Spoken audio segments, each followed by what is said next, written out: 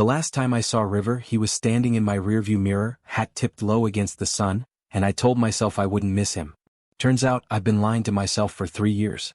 It's not that I haven't been busy. Teaching high school history doesn't leave much time for romantic pining, but the truth is River's been lodged in my mind like a splinter I could never quite work out. And now, somehow, I've agreed to spend an entire week at a cabin with him. Just us. Technically, it's not our cabin. My sister and her husband own it, tucked away on the far side of Pinewater Lake where the air smells like pine sap and wood smoke, and the nights are so quiet you can hear your own heartbeat. She invited me for a restful getaway, then casually mentioned River would be there to help with repairs. I think she knew exactly what she was doing. River and I grew up in the same small town, running the same dusty back roads on summer nights, daring each other into the lake at midnight.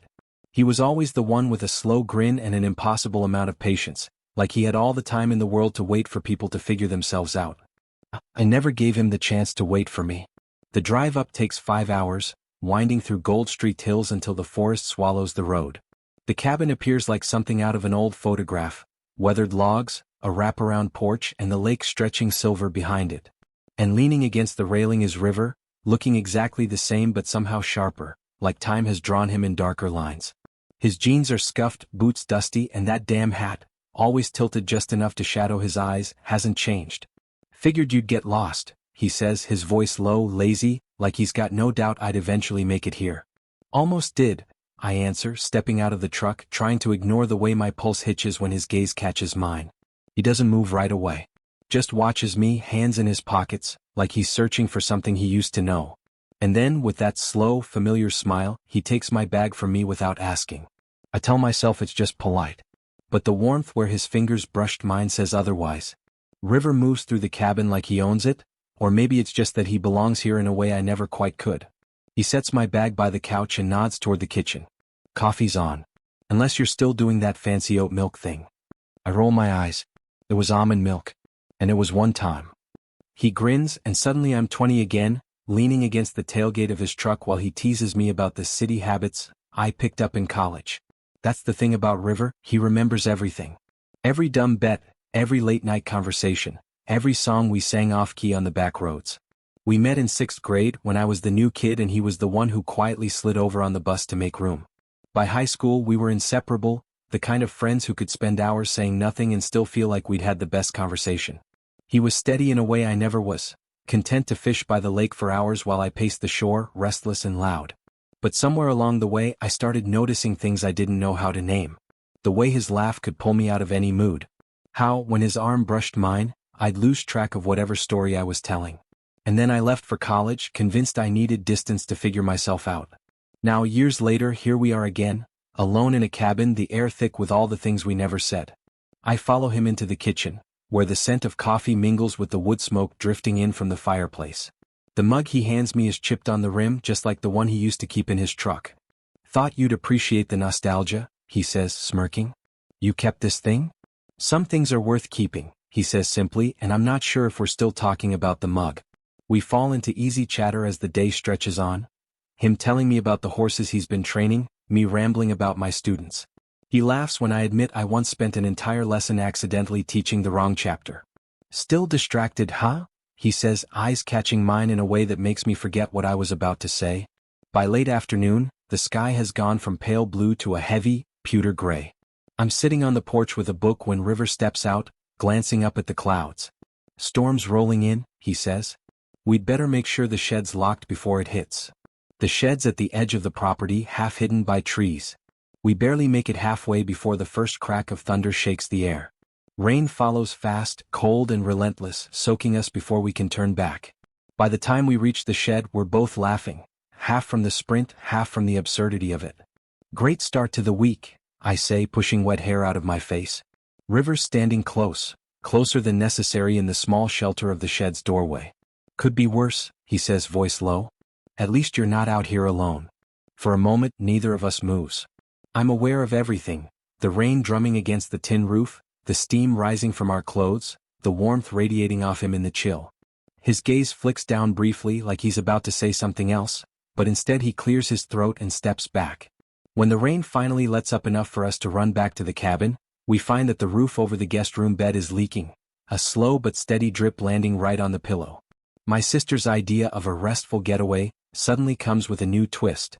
I guess you'll have to bunk in the main room, River says, though there's a glint in his eyes that makes me wonder if he's as inconvenienced as he pretends. And as I lay my things on the couch that night, I can't help thinking that maybe, just maybe, this complication is exactly what I've been avoiding for years. The storm doesn't just pass, it digs in. By the next afternoon, the lake is rough and the sky is an unbroken slab of gray. The wind cuts through the cabin walls like it's trying to make itself at home, and the rain's steady drum has a way of getting into your head, making you restless. The leak in the guest room gets worse. I try to ignore the rhythmic plink of water into the pot we've wedged on the bed, but by evening it's obvious I can't sleep in there without waking up half-drowned. I'll take the couch, I tell River, dragging a blanket into the living room. He leans in the doorway, arms crossed, that easy stance that says he's got all the time in the world to disagree with me. You'll freeze out here. That old wood stove doesn't heat past this room. It's fine. I've handled worse. His eyes narrow just slightly. He's always hated when I try to play off discomfort. Or, he says, drawing out the word, you could take the other side of my bed.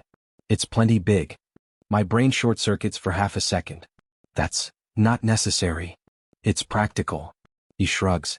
I'm not gonna let you wake up stiff and cold when there's an easier solution.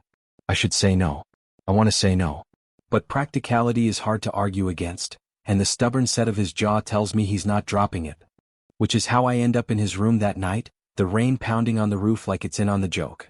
The bed is indeed big, but not big enough to make me forget there's another human, a very warm human, less than a foot away.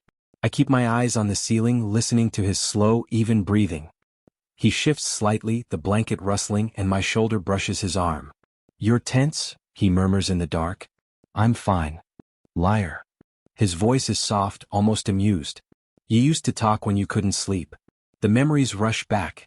Teenage nights on the tailgate of his truck, counting stars, telling each other secrets we'd never repeat to anyone else. I swallow. That was a long time ago.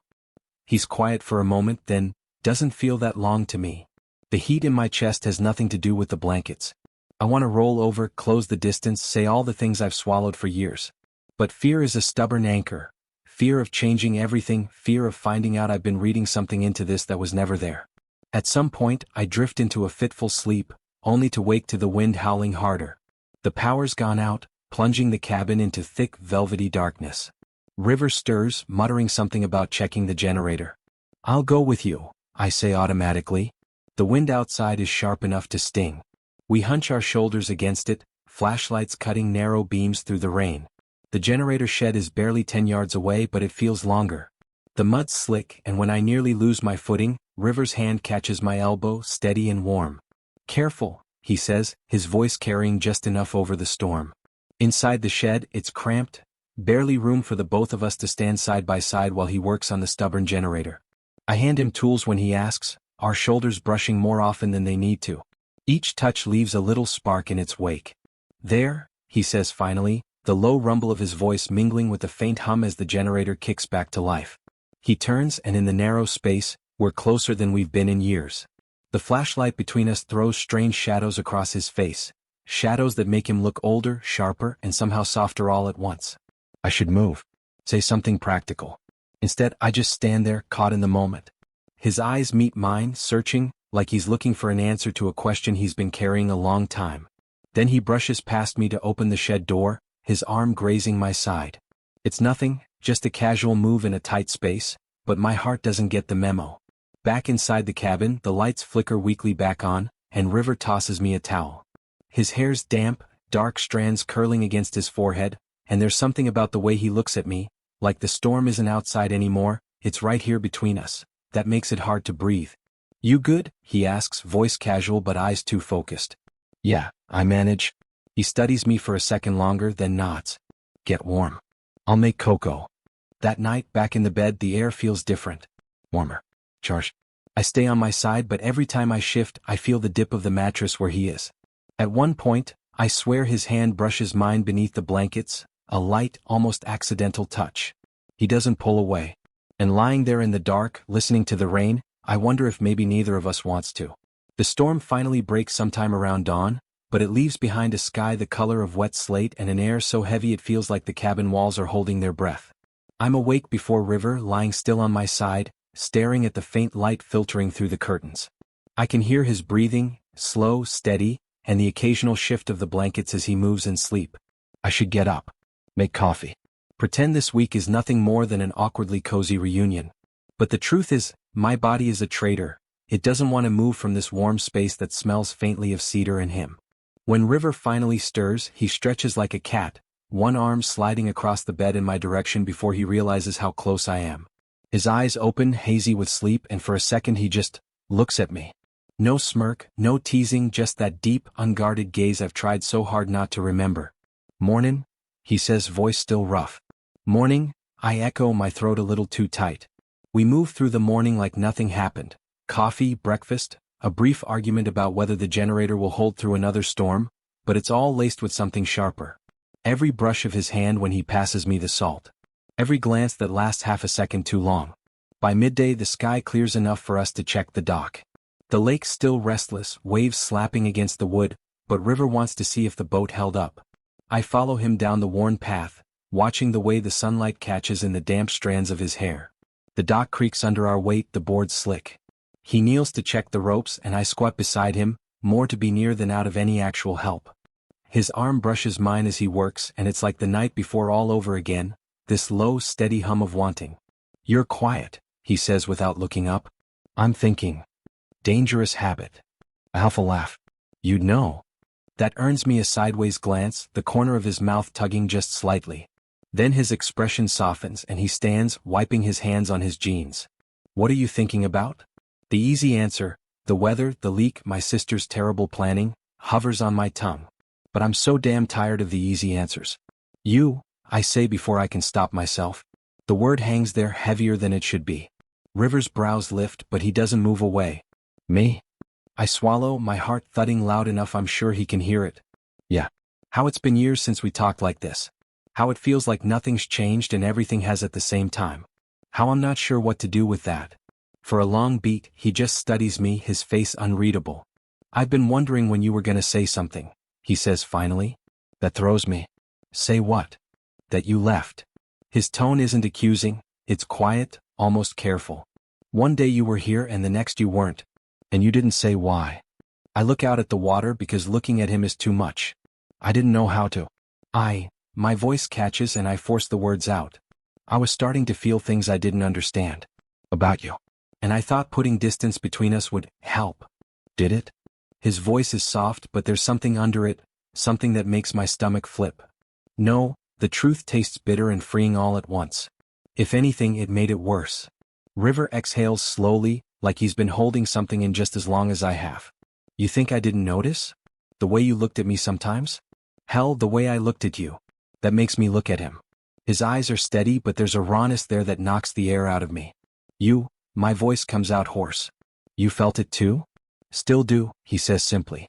It's ridiculous, but part of me wants to laugh, because after all these years of pretending, of keeping every touch casual and every glance fleeting, it turns out we've both been standing on the same edge, waiting for the other to move. But the fear's still there, coiled tight. If we do this, it changes everything. River steps closer, so close I can feel the warmth radiating off him. Hasn't it already changed? I don't have an answer for that. Or maybe I do, and it's just lodged somewhere between my chest and my throat. His hand lifts, slow and deliberate, until his fingers are brushing the side of my face. It's barely a touch, but it feels like he's mapped out my pulse with it. "You don't have to decide anything right now," he says, his voice gentler than I've ever heard it. "But I'm not gonna pretend I don't want this anymore."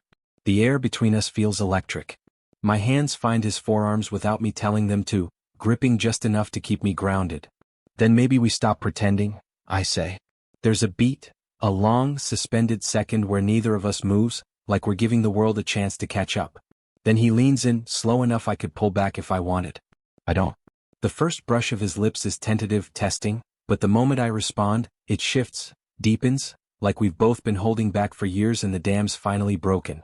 His hand slides into my hair, mine curl into the fabric of his shirt, and the kiss is everything I didn't let myself imagine and more. When we finally break apart, my forehead rests against his, both of us breathing hard. "That was," I start, but words feel useless. "Yeah," he murmurs, his thumb brushing my cheekbone. "It was. We stand there on the dock for a long time, the lake stretching wide and silver around us, the air clean in the way it only is after a storm. I don't know what happens next, I admit. River's smile is small but certain. We figure it out. Same as we always have. And somehow that's enough for now. We walk back to the cabin without rushing, like neither of us wants to break whatever's just settled between us. The air is warmer now, the ground soft beneath our boots, and every so often our hands brush. By the third time it happens, River doesn't just let it pass. He catches my hand and threads his fingers through mine like it's the most natural thing in the world. Inside, the cabin feels different. It's not that anything's changed physically, the same creaky floors, the same wood smoke curling from the stove, but there's a weight off my chest I hadn't realized I was carrying. River tosses me a look as he kicks off his boots. You hungry, or should we skip straight to the part where we make questionable life decisions? I laugh because of course he's going to cut the tension with a joke. Depends. Are we talking about climbing onto the roof to fix the leak in the dark, or? He grins sharp and warm. Or? We end up in the kitchen, throwing together sandwiches like we've been doing it for years, which I guess we have, just not with this low hum of awareness between us. When I reach over him for the mustard, he doesn't move out of the way. Instead, his hand settles at my waist, light enough to be casual, firm enough to be intentional. You're doing that on purpose, I say, trying not to sound breathless. Maybe, he says, his voice full of that quiet satisfaction he gets when he's right about something. We eat by the fireplace, knees almost touching. The conversation slips easily between teasing and something deeper. He asks about the city, about my students, about why I really came to the cabin when I knew he'd be here. I think I stopped running, I admit. He nods like he's known that all along. Good. I was getting tired of waiting for you to turn around. It's such a simple statement, but it hits me harder than I expect. You waited? Always, he says like it's the most obvious thing in the world. Later we're on the couch, the fire a steady glow. He's stretched out, one arm draped across the backrest, and I'm leaning into him without even realizing when it happened. His thumb is tracing lazy circles on my shoulder, and it's almost too easy to imagine this being normal. But the thought comes with its own knot of worry. What happens when we leave here? I ask. River's quiet for a moment, his hand never stopping its slow movement. We figure it out. Might not be simple, long drives making time, but I'm not letting this go just because it's inconvenient. I turn my head to look at him. You make it sound easy. It's not. But it's worth it. His gaze holds mine, steady and certain in a way that makes my stomach flip. You're worth it. There's a part of me that still wants to protect myself, to keep a little distance in case this all falls apart. But then his fingers curl under my chin, guiding me into another kiss. Slower this time, unhurried like we've got all the time in the world, and I think maybe I can let that part go. We stay there long after the fire burns low, talking about everything and nothing. About the fishing spots he wants to show me, the books I've been meaning to read, the idea of me coming out here for weekends once school's out. It's all half-formed and uncertain, but the thread running through it is the same. We both want more than just this week. By the time we finally head to bed, his bed, there's no hesitation in slipping under the blankets together. No pretending we're keeping to our own sides. Just warmth, quiet laughter, and the steady rhythm of his breathing lulling me towards sleep. And for the first time in years, I'm not thinking about what I'm running from. I'm thinking about where I'm going. The next morning, the world feels washed clean. Sunlight filters through the pines, throwing dappled gold across the lake. The air has that crisp edge that makes you want to breathe a little deeper, hold on to it a little longer. I wake to find River already up, moving quietly in the kitchen. He's wearing an old t-shirt and sweatpants, hair still damp from a shower, and for some reason the sight of him barefoot in the cabin light makes my chest ache in a way that's both new and familiar. Coffee? He asks when he sees me, holding up a mug. Always. I take it from him, our fingers brushing, and I swear there's no casual way to describe the way his touch lingers now. It's not a question anymore. It's not wondering if I imagined it. It's just us. After breakfast we decide to take the canoe out. The lake is still, the kind of calm that makes it hard to tell where the water ends and the sky begins. River paddles with an easy rhythm, and I trail my hand in the water, watching the ripples fan out behind us. This is your quiet place, I say after a while. He glances at me. And now it's ours. It's a simple statement, but it sticks. We beach the canoe on a small strip of shore across the lake. The sand's damp, scattered with pine needles, and we sit side by side on a fallen log. It's quiet except for the occasional call of a loon. River leans forward, elbows on his knees. So, he says, what happens when the week's over? The question's been in the back of my mind since yesterday, but hearing him ask it makes my stomach flip. We figure it out, I say, repeating his own words back to him. That earns me a grin. I like the sound of that. He pulls something from his pocket and holds it out. A small, smooth stone, pale gray with a thin white line running through it. Found this on the dock this morning. Thought you might want it. I take it, turning it over in my hand. It's warm from his pocket, edges worn from the lake. You giving me a rock? It's not just a rock, he says, mock offended. It's the start of a collection. Every time you come back, you get another one. I laugh, but there's something about the gesture, simple, steady, tangible, that makes my throat tighten. You're assuming I'll come back a lot. He meets my eyes, serious now. I'm not assuming. I'm counting on it. The weight of his gaze, the warmth in his voice, it all settles into me like something I've been missing for years. I slip the stone into my pocket. Guess I'll have to. We head back across the lake, the wind picking up just enough to make the water shimmer. When the cabin comes into view, I realize it already looks different to me, not just a place for a week's escape but somewhere I want to return to. That night, as the sun drops low and the pines turn to silhouettes, we sit on the porch steps. River's shoulder is warm against mine, our hands loosely tangled between us. Next time, he says, I'll teach you how to handle a horse without getting bucked. Next time? I echo, smiling. He squeezes my hand. Yeah, next time. We sit there until the stars come out, the lake dark and still before us.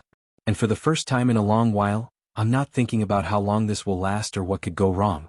I'm thinking about the stone in my pocket, the way his fingers fit through mine, and the quiet certainty that whatever comes next, we'll be in it together. Just the beginning.